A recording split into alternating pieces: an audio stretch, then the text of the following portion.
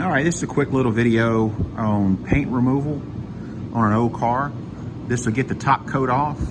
Usually leaves the primer behind as long as the primer was installed properly. What we're using here is a single edge razor blade on a long shaft. What we're gonna do is get underneath the paint. We're gonna hold this in a slight angle, and it's just gonna tear right through the paint.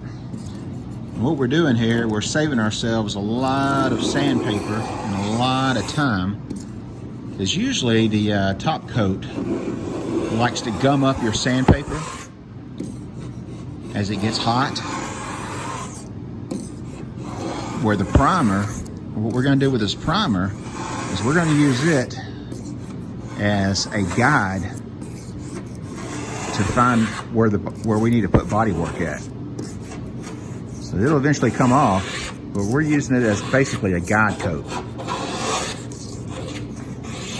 Just carefully not to gouge the primer like that right there, because that right there is going to show up when we try to use it as a guide coat, but no problem. But this is a very fast, very cheap, very effective way to remove paint from a car. No harsh chemicals, no smells, not a whole lot of dust. It gets the job done. And it's usually quicker than taking your car to the stripper and having them strip it down.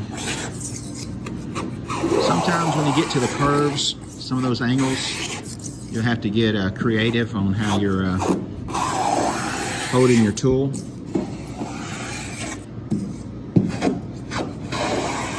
But hope you enjoyed this video. Please subscribe, like, and share our channel, as we're going to bring more and more tips on how to restore old cars and do it yourself. Save money, enjoy the hobby, and get away from those high restoration costs. Thanks, guys.